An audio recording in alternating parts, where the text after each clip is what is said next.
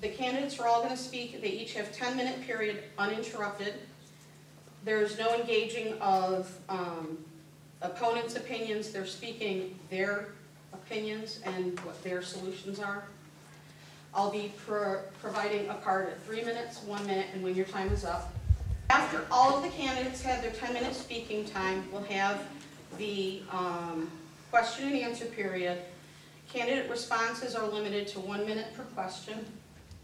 Our first speaker will be Julie Lewis, running on the Republican ticket for the New York State Assembly, the 126th District. Julie.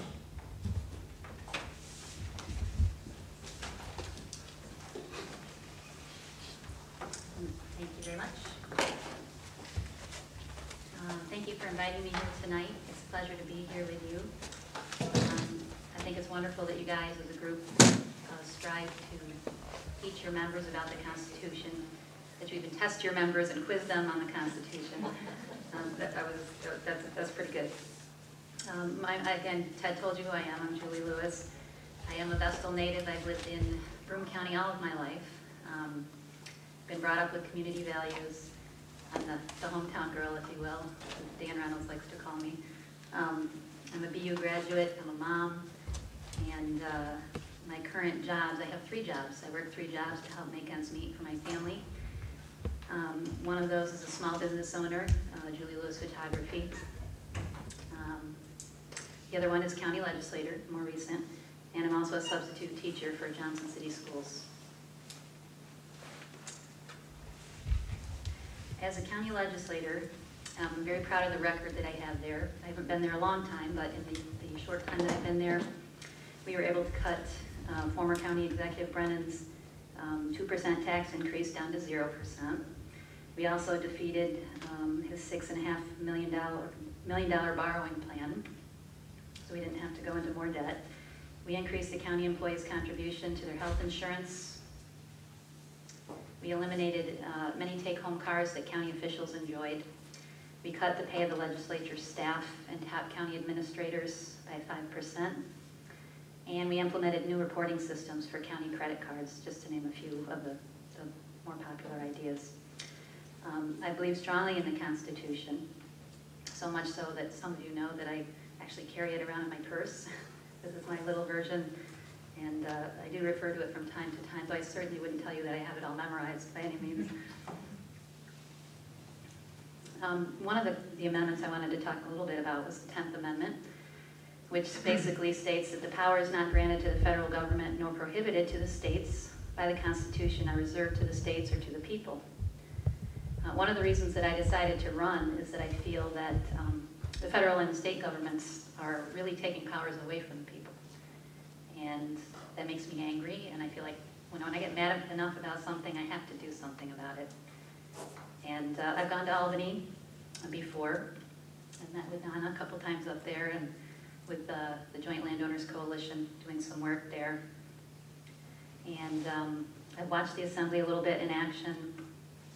I watched outside the Assembly chambers once. I remember watching the TV monitor and some of the stuff that they were voting on, and I just thought, what a waste of taxpayer dollars if this legislation is even being voted on. So some of that was motivation for me to decide to run. Some of the things that have been coming out, we hear about downstate in New York City. They're talking about, the soda ban. They just passed the 16-ounce soda ban. You can't have a soda any bigger than 16 ounces now. The scary part about that is a lot of times some of those ideas originate down there.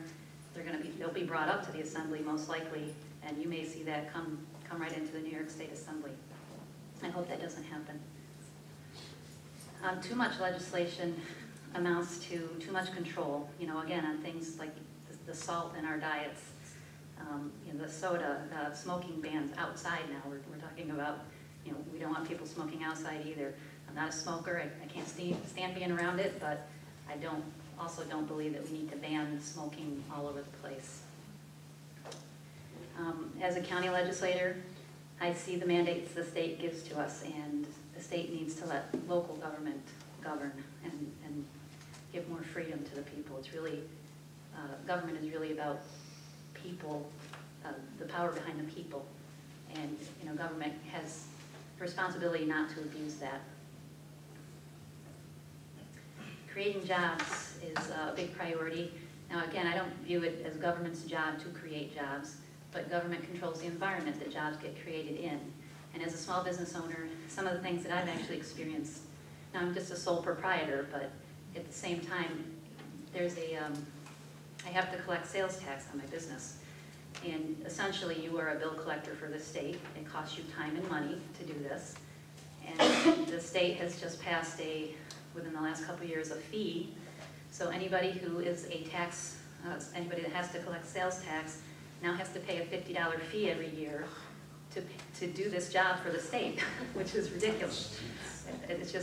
That's really like a kick in the butt, really. But and another thing that they're doing is, I got an email the other day.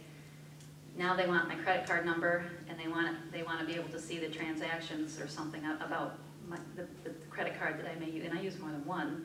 I use my personal account sometimes to pay some of my bills. So am I supposed to give out my credit card number, both of those? The state has to have those now to check on me and my business. So some of that is just, I believe, is overreaching. It's too far over the top for people.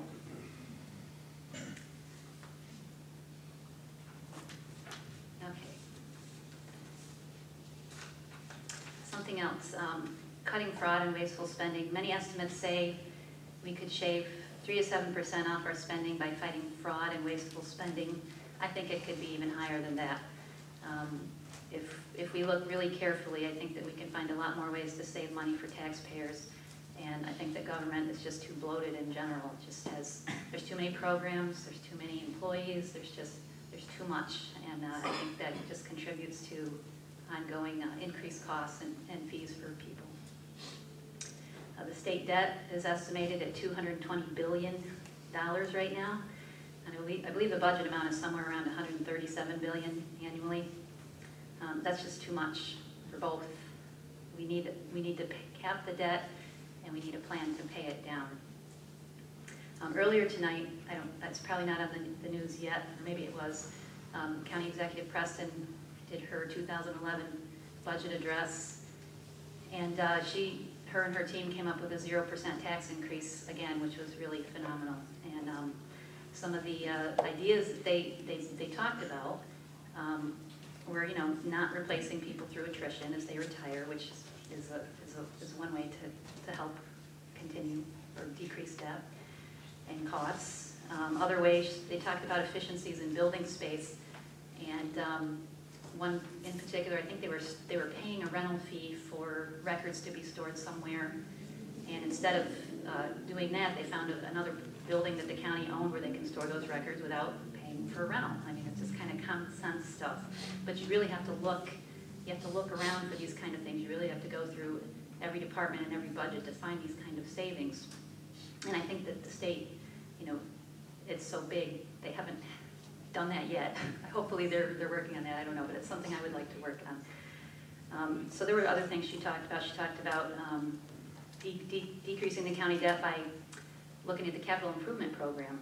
It's kind of something that's been overlooked. I've never heard anybody talk about it, but I thought that would be a great way, something that could be taken to the state level as well.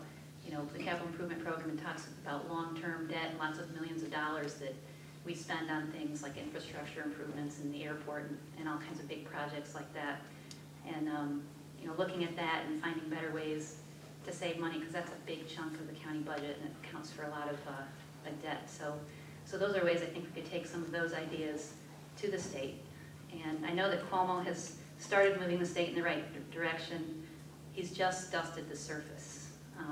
We need to look in every corner to reduce state spending and debt, and I think we can do better for you. Thank you. Moving into the question and answer period now, and that will be run by Jim Sacco. Yeah. Julie Lewis has a daughter who's going to be 17 today, on the 17th, Constitution Day. She's going to have to leave a few minutes early, so if you see her get up and walk out, just tell her don't eat too much cake. Well, to help you celebrate your daughter's birthday, you can get the first question. Julie Lewis, what is your stance on hydrofracking in New York?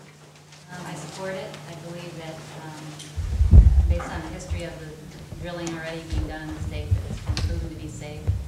Obviously, the state, the DEC, will make the ultimate decision on that, and but I'm a supporter of it based on the statistical data, the complaint data. It just doesn't back up some of the claims that it's this huge environmental threat. There are risks with all industry, and there are certainly risks with this process as well, but I believe it can be done relatively safely, and I don't think there's a huge threat to anyone, and I do support it. Thank you. The next question is for Julie Lewis. Should the U.S. Constitution be adapted to today as a living, breathing document, or with respect to the intent as of the time that it was written?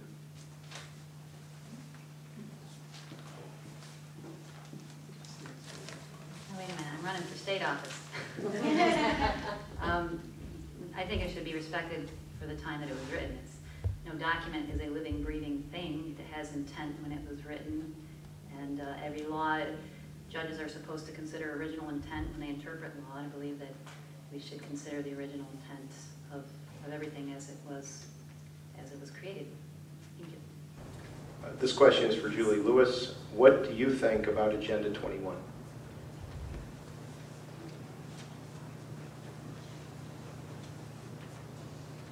All right, do you guys think I'm running for president here or what? Agenda 21, I am a little familiar with it. It's a program as part of the UN that addresses environmental issues.